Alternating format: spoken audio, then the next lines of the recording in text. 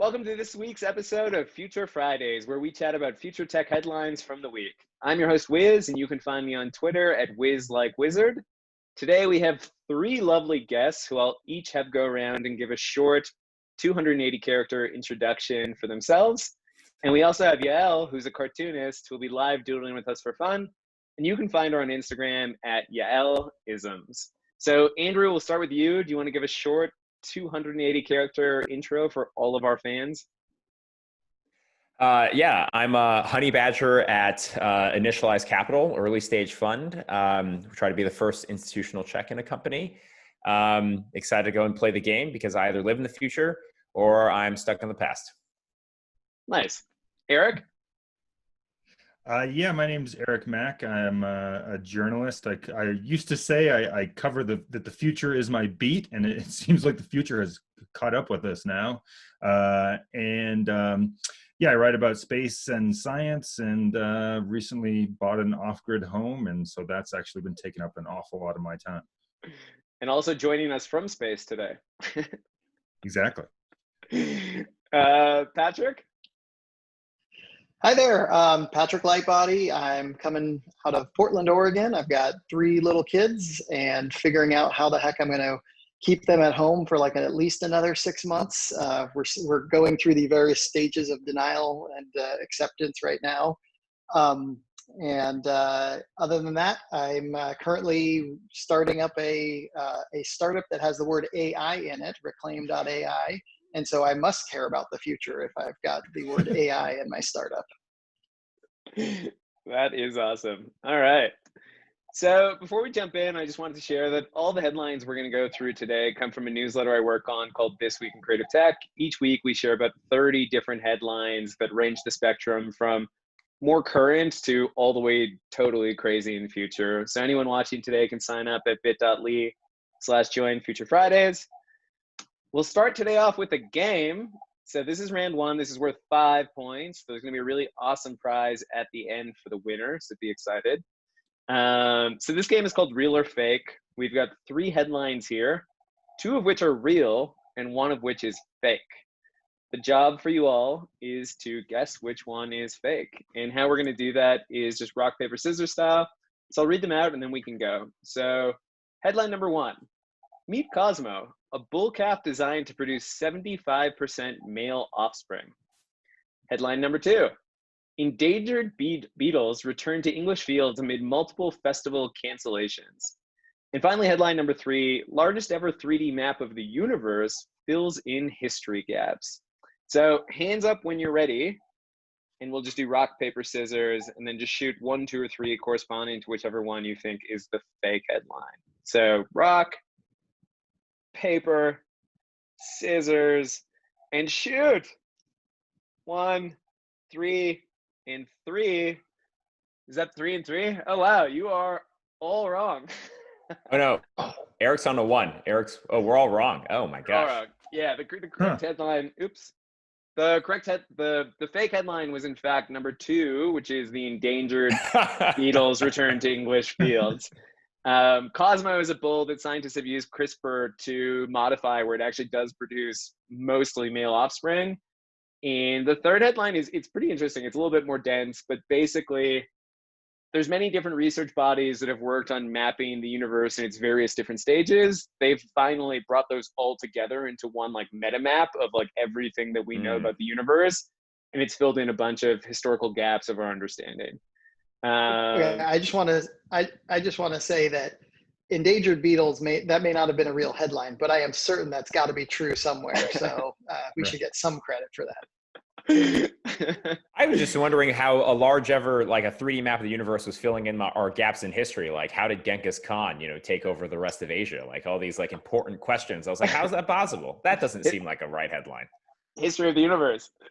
All right, we'll jump into the first headline of the day. So this one is, the Alexagate device stops Amazon from listening to your conversations. So this headline is about a device that a company called Mischief dropped, and it basically attaches to the top of your Amazon Echo, and it prevents it from recording your conversations through the microphone, allowing you to enjoy your smart speaker without feeling like you're under surveillance. So putting it out to you all, are we too concerned or not concerned enough about the data our smart devices are recording and the privacy associated with that? I'll start. I know it's like supposed to be our default mode to be scared of surveillance and this kind of thing, and that's probably justified. But just a quick anecdote that when I left for like a month, excuse me, when I left for like a month on a reporting trip, our house sitter stole a bunch of stuff and vandalized the house.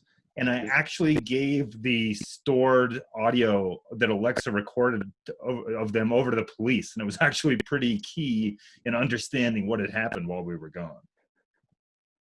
She was asking Wow. Alexa, like, how do we fence valuables? Hey, Alexa, how do I fence valuables? Alexa, please order my getaway car from Uber as quickly as Right. possible. Oh, I'm sorry, Uber SUV. That's what I meant. Uber SUV. Wait, that one's 5 minutes away? Oh, fine, it's worth it. That one's worth it. I think, honestly, I tend to agree with Eric here to the extent that, like, you know, it's like teenagers, right? You tell, like a parent telling a teenager before prom, you always say things like, hey, you know, there's certain things we got to be afraid of. You know, there's definitely things you got to be concerned about, right? But at the same time, we should all realize that, you know, most of the time, most of the things are pretty boring that people are saying inside their living room anyway. And, you know, one of our companies is like this company called Centropy, which basically is saying, like, look, there's going to be a ton more data out there. The best thing to do is probably have intelligent systems help combat and work on those areas. Because that information is eventually going to get out there, whether it's in somebody's watch, whether it's in somebody's Alexa. I think there's definitely something to be said there. It's one of those things where I just think that, like, the inexorable march of technology will have, it initially looks like it's all filled with villains, but eventually it'll be filled with heroes and villains. I'll just chime in and say I actually think we need to be a little more concerned, but not to the point of stopping it. But I do think, like, I think there's a bigger risk actually of not like corporate villains, but actually just accidental breaches of data and accidental misuse by individuals inside of companies. You know, I think the average American or any person in the world would be pretty shocked at what a rank and file employee in some companies can have access to in terms of private sensitive information. And I just think that we've got to educate the consumers, and the people who provide these devices and services also need to build up better transparency capabilities. You know, things like being able to delete your own data easily without going through 82 hoops of confirming it with Facebook, for example, or even being notified when someone's looking at your data for the purposes of research or support. There's not enough of that going on to help build trust. Awesome. Move on to headline number 2 of the day. So this one is Embrace is a wearable device that uses tongue movement to interact with computers. So this is about a tool that researchers made that's a device that's placed inside your mouth, and users can move a small magnetic element similar to like a tiny joystick with your tongue in the roof of your mouth. And it's used as an input to control other connected devices. The researcher in question tied it to a game, which was kind of interesting. Putting it out to you all, lots of different interfaces that we've seen in recent years. You know, voice is becoming cool, eye tracking, there's interesting things happening, and now even your tongue. What does the future of our interfaces look like? Will they converge? Will we end up having like everything is voice, like Star Trek? Or will we continue to explore all kinds of other possibilities? I'll take a shot at this. So it's funny because one of our companies was just bought. This company called North was just bought by Google, and North previously was called had created a system to go ahead and move your hands, right, as a means of new human-computer interface. And then they eventually moved into actually doing the glasses. So Google will have some attempts to go ahead and they're going to make some really excellent glasses. I just look forward to this because honest to the truth is, how many of us have had RSI and it just sucks? Like, it's a terrible thing. I look forward to the time when we can finally say, like, oh, actually, I have a thing that's wrong with my tongue because I've been playing like too much Fortnite. And that's going to be way more interesting, primarily because, you know, it just doesn't feel nearly as natural. When your body is hurting, it means it's not actually very natural, versus the tongue is actually fairly, you know, it's like we use it all the time, moves in a couple different ways. And it's personally, when I think of the future, what I really want is I want glasses, I want a watch, and I don't even want a phone, right? I don't even want the phone. And that's a future that I look forward to. I don't think we're at the end of future human computer interfaces. So hopefully it'll be, I'll be able to wave my hand and something will occur like Doctor Strange. Or just think it. Exactly. Yeah, I'd mostly agree with all that. With the exception that there's always going to be a need for sort of the long tail of like traditional interfaces, and what's traditional today, like a mouse and keyboard and monitor, might evolve into like traditional, like an actual physical touch interface. Like maybe in 20 years, an iPad will look, ridiculous. But I do think that there will always be need for some of those things, because like today, I think a voice interface and good dictation can replace a good chunk of keyboard needs. It's not fully there, but we're getting closer. But if you're a software engineer, no one wants to be saying like, curly brace, line break, tab, like that's not the most effective way to input information. And so, obviously there could be software solutions to that too. But I think there will be the classic keyboard and mouse will probably be with us for another 50 years, in addition to all these new things. That sounds right to me, and it's probably because of me, because I think I'm the old guy on the call here. I assume I'm 40 years and 364 days old. Happy early birthday. Yeah, thank you. And so I'm still baffled when I go to an event and I see younger reporters basically typing everything out, swiping everything out on their phone. It's like confusing and newfangled to me. So I don't think my opinion actually counts here. Did you tell them to get off your lawn too? Yeah, right. I took my ball and went home. And then they made a TikTok about him. It was bad. I'll be curious to hear your thoughts on this next one then, Eric. So headline number 3 is these $26 million robotic dolphins are coming to an aquarium soon, and they look exactly like the real thing. So this headline is about a company that's attempting to make animatronic dolphins that use artificial intelligence to mimic dolphins. The idea is that zoos would be able to include these robotic animals in their exhibits, and will replace some of the animals being held in captivity today. Let me put this one out to you guys. While this does alleviate ethical concerns, or could, are we next? Is this the precursor to Westworld? Is this the start of what that looks like? Okay, go ahead, Patrick.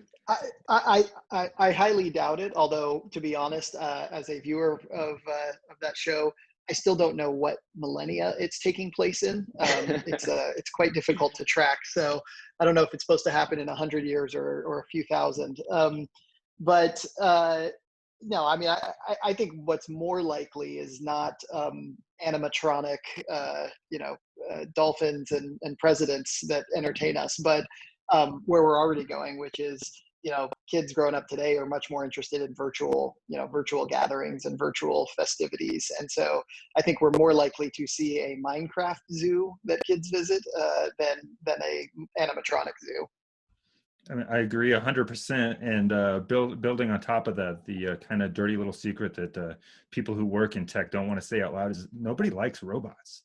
Like in terms of big physical clunky robots, I mean, they're a novelty for a while. And how many people own robots besides the vacuum cleaners? That's it. Let me tell you guys, here's what I want. This is what I want, okay? Deep down inside, do you know what we really want? I want Samuel L. Jackson to go and tell me, hold on to your butts. I don't even care if they're animatronic. I just want freaking dinosaurs roaming around, and that's what I want. It's the closest thing. This is what I want. So, I mean, this is the future that I look so forward to. I look so forward to it. And if I get an animatronic Jeff Goldblum, that's even better. That'd be amazing. I would 100% visit a robotic Jurassic Park, especially if like the dinosaurs were like real and felt cool. That would be very cool. Awesome. We'll stop for a cartoon break. Cartoonist, what do you have for us? Can you guys see my screen? Yep. Yeah. Yes. So this is, I was thinking about other attachments that Alexa could do. This is someone who has the opposite of not wanting to be listened to.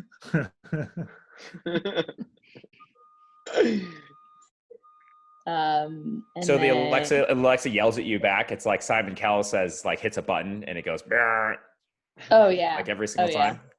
You know, it's kind of like having my mother around. Oh wait, I dealt with that for 18 years of my life. Okay.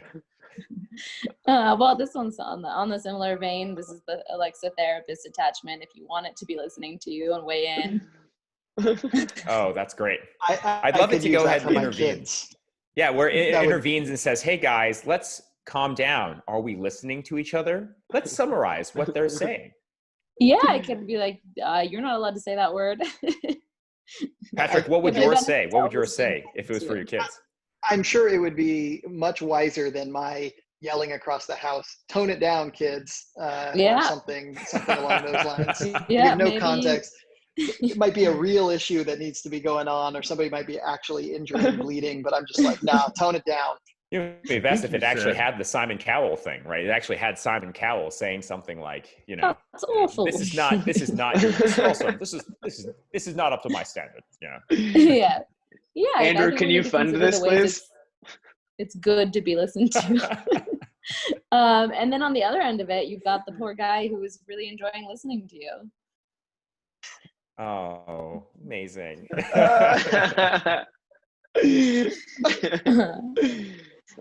Yeah, that's it. Awesome. Thank you. Headline number 4. COVID-19 has opened the floodgates for smart cities, whether we like it or not. So this is an article about a research paper that came out that basically said that the pandemic has increased people's exposure to top-down government guidance, things like social distancing requirements, but also virologists interpreting data, and exposure to these kind of behind the scene things that weren't so salient previously, the author says, will create more openness to suggestions and plans proposed by city leaders, and thus will make it easier for local governments to adopt technological solutions in things like traffic control, crime prediction, and data sensors. Basically, all of this like behind the scenes that we've seen when it comes to government will make us more open to these kinds of things in the future. So let's zoom out a bit. Let me put it out to you all. Has the pandemic made us more accepting of technology in our lives? I mean, I think we've all probably seen some examples of this. What do you see that looking like post-pandemic? So this reminds me of something where, so one of our companies is called Standard Cognition. Basically, it's think cashierless checkout for existing retail stores. So the interesting thing about this is I just think that this is part of a future that is, because computers can see. It's, you know, I think it ties into the theme that we talked about before, which is there was an inexorable march that happens in technology. And I think that as computer vision starts occurring, you're going to start seeing this be fairly commonplace, where both corporations will start using great technology to go ahead and do computer vision. You'll see it with governments. And I think that in certain areas, it's really good. Actually, I think that Eric and I can probably, Eric, if you've driven back in Colorado and you've noticed that the E470 uses all the cameras to go ahead and give parking, give speeding ticket violations or toll road violations. I mean, personally, as someone who used to drive on the roads for free back in Colorado, it was okay. But the truth is, I'm actually fine with it. As long as it's like, it's going to pay for, it's going to help pay for schools, or it's going to go pay for certain taxes that'll help out Colorado. I'm totally great with that. I can definitely see it obviously being an overreach, right? Like everyone's going to say China, so I'll be the first one to say it, which is like China. So there's definitely that. But I think that at the same time, we're going to look back 20 years from now and just probably say, hey, like, it's okay. Computers can see. It's just like if they paid for a security guard to go and watch us 24/7, which we do right now. I'll just briefly add, I don't have a lot more to say on the technology side, but related to kind of the way like dense downtown urban areas have evolved. I think we are also seeing in a lot of cities a reuse of the space. For example, restaurants that are barely hanging on because most of their employees are not, most of their customers aren't visiting them anymore and can't have people inside, are getting permits to just literally stand up tables outside in the streets. And you're not seeing cars lined up parked on the streets in these downtown environments. And so, I don't know where it's going to go exactly, but between, leases turning over and, dense shopping centers in those areas getting, totally gutted, I think these whole city centers are going to be very different, and they may feel more like a farmer's market in the coming years than a busy, bustling city center. I live in rural America, and it kind of feels like the technology adoption. It's like there's two different worlds where like the people who aren't able to stay in touch with Zoom or what we're doing right here have just like kind of fallen off the map. It feels like there's like a kind of level of social isolation if you're not up with it, that is kind of sad to watch. And in a way it shows that we can as a nation be lead the way in technology in breathtaking ways, but if the leadership isn't there to bring it all together, it's people are left behind. For sure. Sorry to end on the ultimate down note, but no, well, you're in New Mexico. I mean, that's where it is. I mean, that's where I think the digital divide is way most pronounced. I mean, not everyone gets to go ahead and have their park turned into a food corner, right, Patrick? Or into a food court, basically. I mean, basically every park right now, or at least in San Francisco, is everyone gets food and they all go to the park and they all hang out, and it's like a food court. But the truth is, I think in those rural areas, you wish that technology could really make those cities even more powerful. So yeah, it's a good point. All right, we will move on to headline number 5. So this one is Squid-Inspired robotic muscles heal themselves in a second. So this article is about a newly developed Squid-Inspired material that's self-healing, and it's claimed to act faster than most. It's based off a specific type of squid that's able to repair itself over time. One innovation that scientists say is that they've taken the repair period down from, which usually takes about 24 hours in these squids, to 1 second. And there's a cool video of it where they actually cut the material totally in half, and then it's able to like regenerate itself together in a second. The idea is that it could be used for things like personal protective equipment. You could imagine like a hazmat suit that can like reseal itself, or a spacesuit maybe, right? We've seen those movies where like the spacesuit opens and like the astronaut dies. Like, what if it could just heal itself immediately? That's right, in the Avengers. It's in the Avengers. That's right, with Iron Man. Totally. So, I mean, second skin is cool. Is there a future where humans could be engineered to self-heal, thinking like your skin or your organs, like Wolverine? Is this a step towards that? Are we going to CRISPR squid genes into us so that we can all be Wolverines? Eventually. I mean, I don't see why not. It comes down to how available and affordable is this going to be. I'm curious what Andrew thinks. I mean, it's interesting because the way I thought about this was I was like, well, let's say, so I went hiking in Alaska, and this was like one of the very first times I ever brought my girlfriend, now my wife, backcountry camping, and she kind of sliced her finger. And at the time they have this thing called instant glue, or it's like human skin is what they call it. They actually call it human skin, which is kind of weird as a general marketing thing. It's like, oh, I'm going camping, I should buy some human skin. I don't have enough of that. So you put the human skin on, and it just really it just makes it totally fine. So either A, it's going to be exactly like that and just a much more efficient version of it, or the thing that I'm much more interested in is actually what are the interesting innovations that will occur if all of a sudden you can create skin or you can self-heal. Like if we take it to the nth degree, which is kind of cool. You're like, okay, well, what does Iron Man do? Okay, well, he makes a knife out of it. I'm like, could you make a knife out of it? That's kind of cool. And I'll just be so astounded by what the kids do with this type of self-healing polymer technology. Patrick can probably win. I don't know what your kids would do. They're probably I don't know, make extra boogers or something. Well, I've already had one broken arm during the pandemic, so I'm sure they get good use of it. I'm sure the kids would find a way to take care of it. In fact, the one who broke her arm just before the pandemic, she also hit her head on a playground and opened up a cut down to the bone, which was pretty impressive. Wow. We could have used that. Human skin. Too bad you didn't buy enough human skin. You should have bought more human skin. You need more human skin.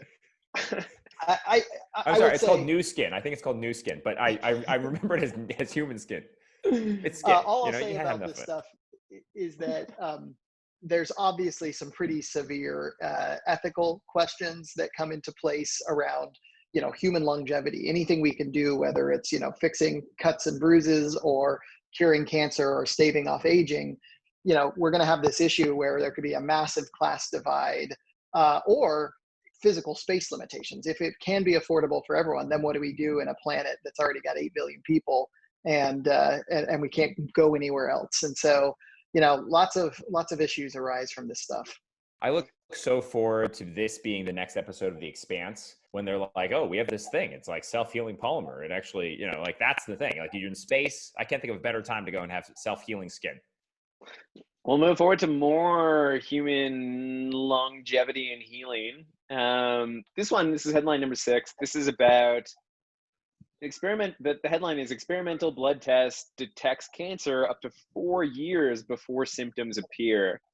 So this is about a team of researchers. It is an international team, actually, that came together and ran a decade-long study in which they're now able to diagnose cancer long before symptoms appear in nearly all of the people who went on to develop cancer. So previously, studies have looked at people after they developed cancer. Can we look at their blood now and see if there's any markers? What this study did was took like 100,000 people or some large number, did tests earlier in life, and then followed them throughout the study, and then watched those ones who went on to develop cancer. And it turned out that they were able to predict the most common form of cancer, most common forms of cancer across all of the people that went on to develop it. So in the same vein as, you know, the last discussion, will things like early diagnosis in disease lead to new preventative measures? For sure, but, you know, advances forward in things like longevity and quality of life and all of that? Like, is this another piece of that? You know, Yes. I've spoken to a lot of people who work in the same spaces as you guys, and most of them tend to believe that life expectancy for our kids is going to be somewhere between 125 and 180. Do you guys subscribe to that? That's the only thing that keeps my existential dread at bay. That my generation, my generation will live. I think it is very possible. Yes. You know, there's I forget his name, the gentleman. I think he's at Google that believes, you know, that thinks you know, kids born today are going to live forever. You know, who knows? But I think these last 2 stories are good examples of why you could believe that. And all the ethical, you know, points I made earlier aside, can I just say, thank God for scientists, because like, who has the time to go like study over a decade, 100,000 people and keep track of them? I mean, they are truly doing the Lord's work here in advancing society, I think, and don't get enough appreciation. Absolutely true. I mean, the interesting thing about this is, honestly, I think that this headline, it just follows a tale of a number of headlines, right? In like 2018, Stanford had one where it's in this fairly famous lab, there's a blood test for pregnant women. They can actually predict premature birth. And it doesn't even have to do a full blood draw. It actually is like, you can just put a very small sampling against everything within the blood. You can determine, because the fetus and the mother both share the same blood, you can actually detect a number of different conditions that would happen to a baby prior to its actual birth.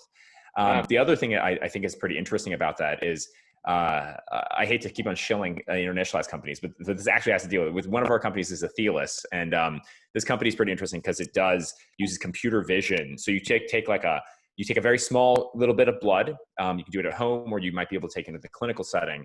But it actually looks through the blood, and it looks for particular indicators or pre-indicators. And then from those indicators, you can determine how is somebody's cancer drug adherence, how is the response rate happening there. I mean, the era of hopefully personalized medicine will finally arrive with the advent of a combination of these ML techniques and computer vision. So the real question on are people living longer, though, is if you were to look back in the past and I were to ask you, hey, when's the age when most people would have died? Some people would generally think it's at older, but most of it actually was in premature in infant mortality. And then once we've solved infant mortality, then it moved to the other end of the spectrum, which is for folks who are much older now. So the real question there is, can we solve effectively cancer, right? And if you believe that we can solve cancer, or at least a majority or some portion of it, then the live forever thesis is definitely for sure going to happen. Until we then have to figure out solving whatever it is that pops up when the human body becomes 120 years old. Whatever. Yeah, because we're going to be in space, and then we're going to need human skin. We're going to need new human skin. Yes. New skin. New skin. New skin. Got to get the new skin. More skin. All right. Can't have enough skin. Not enough skin in the game. Got to have more skin in the game. Speaking of games, let's move on to round number 2, an opportunity for you all to put some points up on the board. So this one is multiple choice. We've got a headline here with a blank. So it's blank predicts a Dodgers World Series win after a COVID shortened season. And then we got 3 options, either AI, The Simpsons, or Twitter. So the job for you all is to write down which one you think is the correct answer here. Just write it down, and when you're ready, give me a thumbs up, and then we'll show our answers to the screen. And this one is worth 10 points.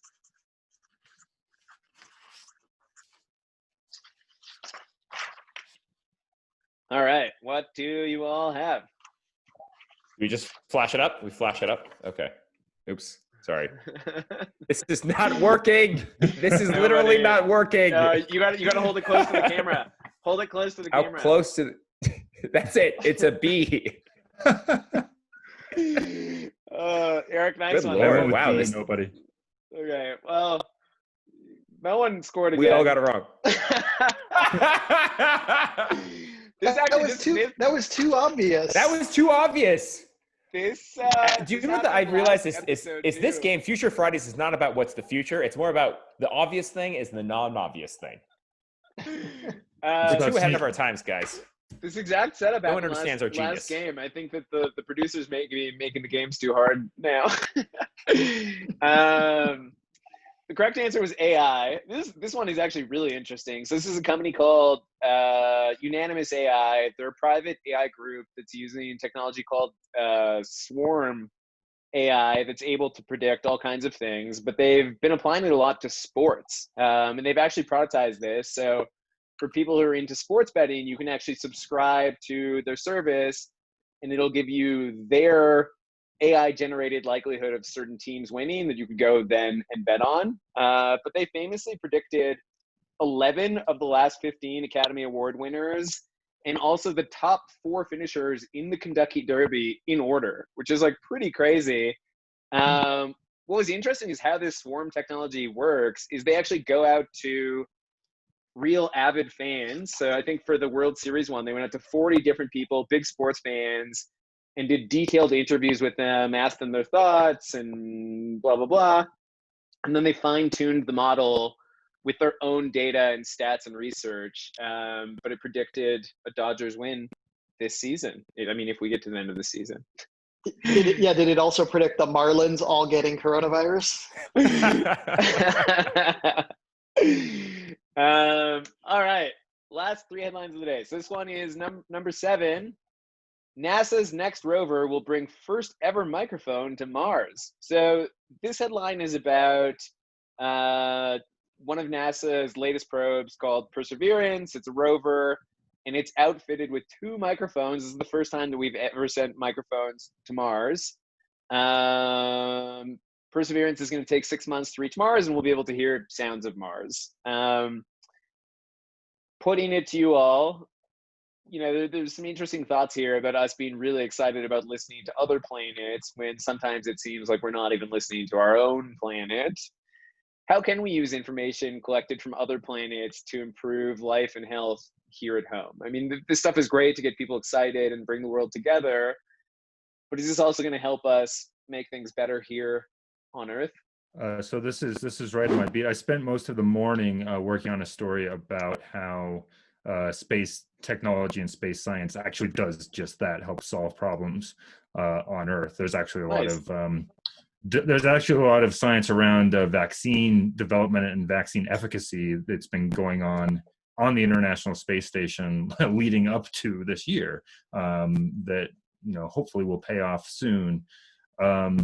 So I'm a little biased. I'm pretty cool I'm pretty cool. I'm pretty excited about it. That was an interesting slip of the tongue. But I will throw a little cold water on it in that this is actually the 4th time that we've tried to send a microphone to Mars. So the last 3 experiments didn't work. So hopefully this does better than the last 3 tries. But one of the microphones is just to record the landing on the surface of Mars, which may be some of the only sounds it gets besides wind. So I actually think that'll be really cool to hear, just the sound of, dive bombing from space through an atmosphere and landing on the red planet. So I'm excited about it. I just want to point out this really famous XKCD right here, which is, it's, basically, I think this is one of the Mars rovers, like hanging out. He's like, talking about things by himself, and he's asking people, he's like, guys, anyone listen to me? And all that's up there is Voyager. And this is all that Voyager says up at the top, right? This is like one of my favorite SKCDs. And I just want to say that, like, I don't know, I think there's something very powerful about his hearing the resonance of the universe. I mean, like, LIGO is still to this day, like, I would want LIGO played at my funeral. I just think it would be super, super cool. It's like part of the resonance. But at the same time, it's also one of those things where I agree with Eric. I mean, there's just so much more work to do, and more than likely, like, bringing the microphone up there, we'll just find out how empty and silent it is, which just makes me just think of that XKCD even more. I'm hoping we hear, hey, Carl, look at this thing. Just turns out, or Rick from Rick and Morty being like, what the hell is this piece of crap doing here? Like a giant belch. All right, headline number 8. This one is called, the headline is Envisioning Horizons 2030, the most important technologies that will disrupt our lives over the next 10 years. So Envisioning is an interactive visualization tool that has basically a database of a ton of different interesting emerging technologies. They built a special report looking at what are the top 100 that are going to impact us over the next 10 years. And the technologies that they list span the gamut of things like bacteria-grown textiles, which we've talked about on a previous episode, self-driving flying taxis, so I guess self-flying taxis, and, more current things like AR retail. Let me ask you all, what are 1 or 2 future technologies that you're most excited about for the next decade? Just the skin. New skin. It's all about the skin. It's all the skin. I'll just go really quickly in the so for me, the way I think about it is I am still super, super excited for crypto and blockchain to continue to evolve. Not in the like speculative, like, hey, everyone buy this, but at the end, if you do see that QR code, please scan it and send me some Bitcoin. But I mean, I think fundamentally there is a shift in that technology that's very interesting for both database architecture, for understanding truth, that it may take another 30 years for the Gen Z Zoomer generation to go ahead and finally say, like, what is the deal with all these borders? Why do we have like a China coin and a US coin? They got to like talk to each other or something like that, right? That's one. And then the other 2 that I'm still really excited by is the world of healthcare. I mean, for us, the way I see it is, we've talked about, in a lot of our discussion today, we've talked about machine learning, and this is something obviously that Patrick can talk a lot deeper on. But, some of the simple things that are happening in computer vision are finally making their ways into healthcare. And that's a huge deal when it comes down to diagnosis, pharmaceutical development, the ability just to go ahead and do quite a lot for the world of healthcare. And probably the last one that I'm very, very excited by is, honestly, I just think that like, construction, housing, like the things that are expensive right now in the United States should not be expensive. And I look forward to seeing what those innovations will probably be. Whether it is anything from like an autonomous RV vehicle, which I'm sure if that was right now being marketed as an autonomous RV vehicle, so many people in the United States would be using it, as opposed to trying to figure out how to rent their Sprinter vans to get to Taos, New Mexico, and Eric has to find a way to go and tell them to get off their yard. I think that there's a lot to be done in that world as to how we think about shelter or some of the more basic goods, because we just have a lot of rent seeking. And when that occurs, that's when I think the most innovation starts to happen, especially within society.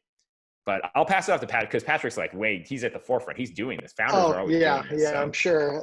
No. I would say I got nothing to offer in terms of ML. Although I do agree the imaging stuff I think will have a pretty meaningful impact. I mean, there's a lot of highly paid people who look at MRIs and look at other images, and there's only so. I mean, there's a lot of them, but there's only so many, and they're the bottleneck for a lot of diagnoses.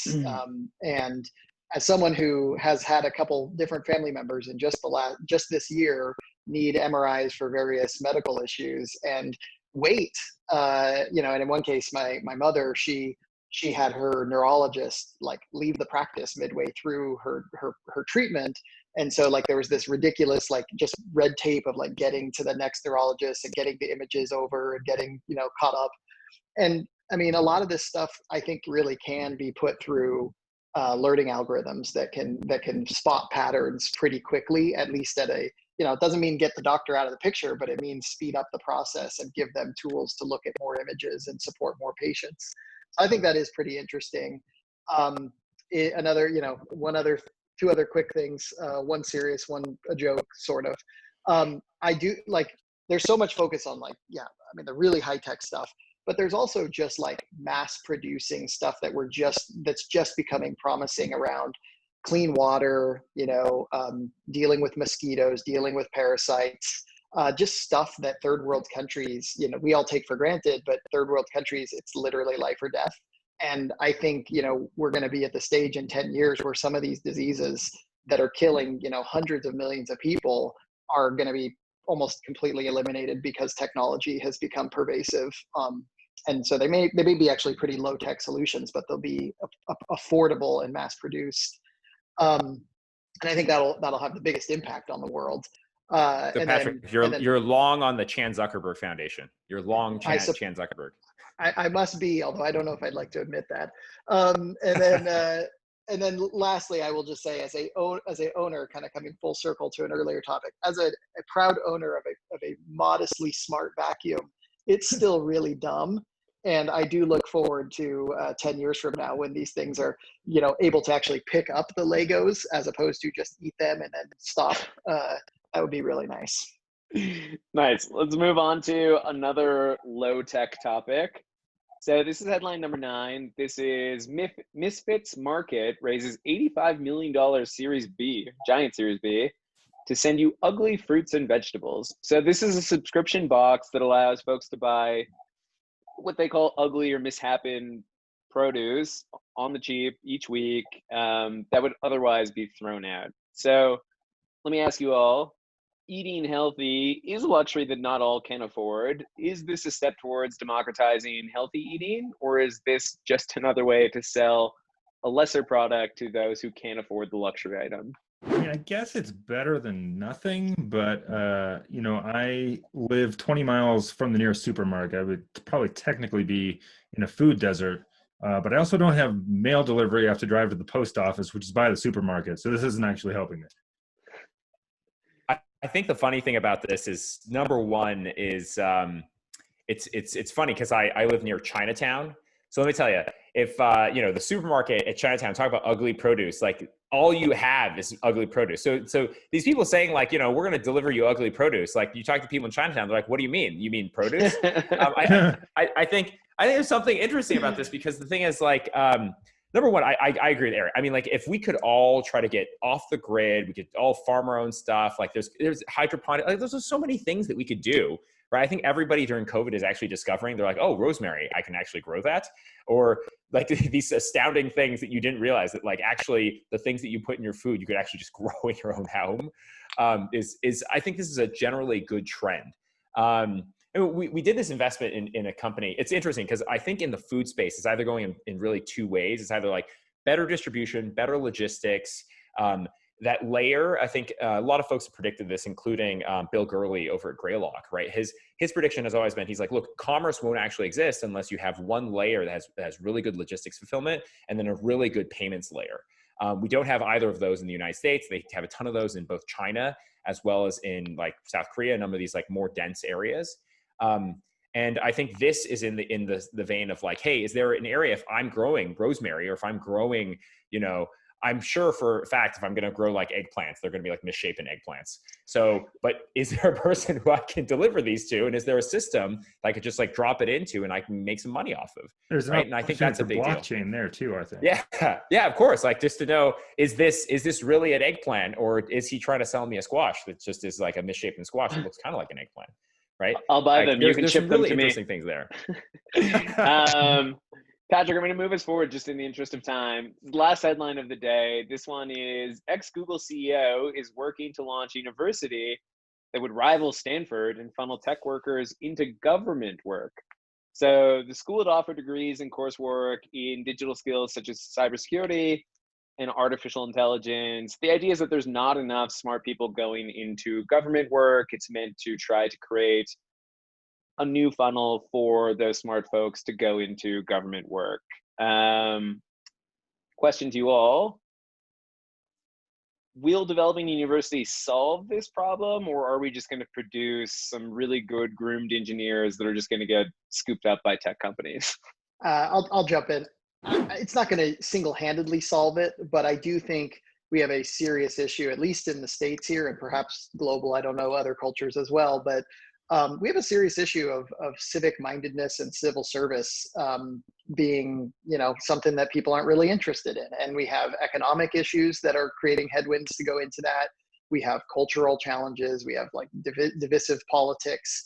But there's a real opportunity to make a huge difference in the world by going through a central organizing system like government. And I am hopeful that this and other initiatives can trend us back towards something where people want to give back to their community and their country.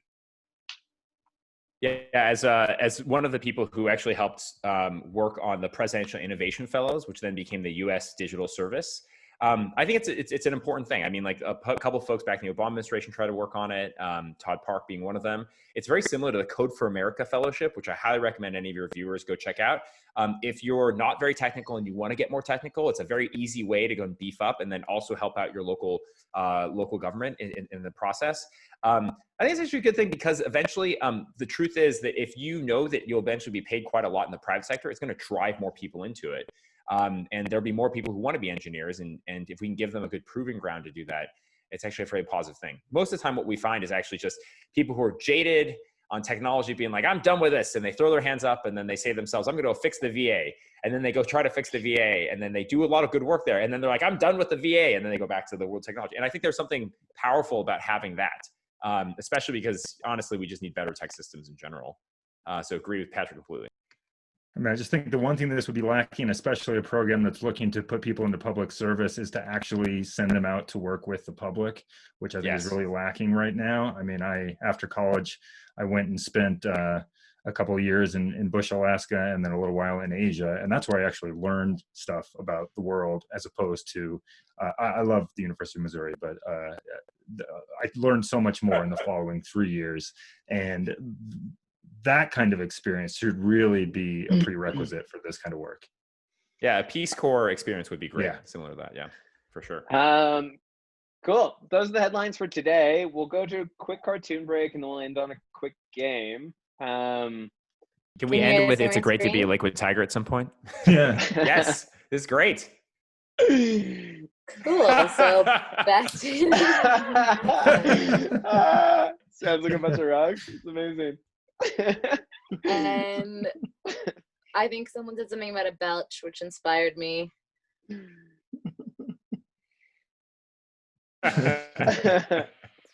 This is how I feel about aliens, actually, is that there's this theory that aliens are actually just teenagers from the future coming back to go and tip cows and like just cause problems to like the Neanderthal past. This is exactly that. That's scarier than a lot of other theories. And lastly, here's some peaceful aliens.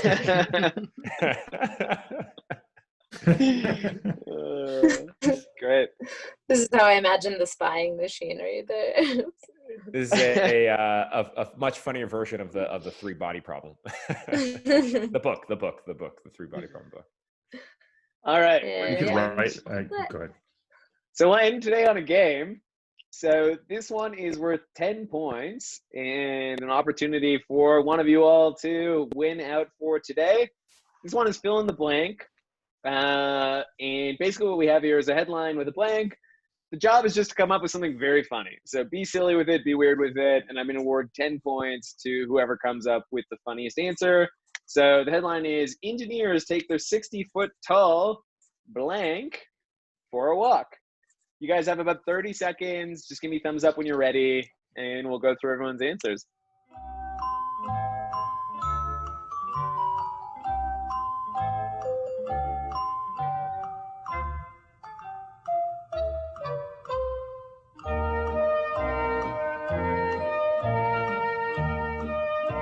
Patrick's ready and itching to show his hilarious answer to the screen.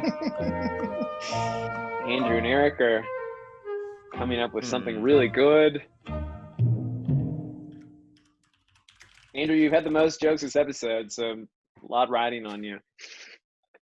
He used them all up. That's the problem. And Eric, you write for a living, so. Yeah. All right, we'll just wait for Andrew's masterpiece, and then we can go. Andrew's thumbs up whenever you're ready. Okay. Okay. Okay. All right. Okay, Patrick, you want to go first? Engineers take their 60-foot tall. Speaking of Andrew's jokes, how about stealing them?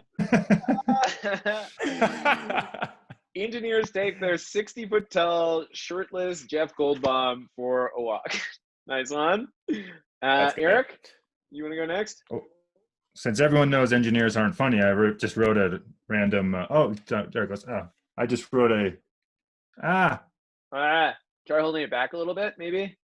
Yeah, this screws up every time too. I need to figure this out. It's a nonsensical if-then statement. I think this is a statement on the future of technology right here. If tall, then equals null. I mean, engineers aren't funny. That's good. It's meta. That's good. Meta. That's good. Nice one. And last but not least, Patrick Andrew. got the best one. Here we go. Okay. Is this gonna work? Is this even coming up?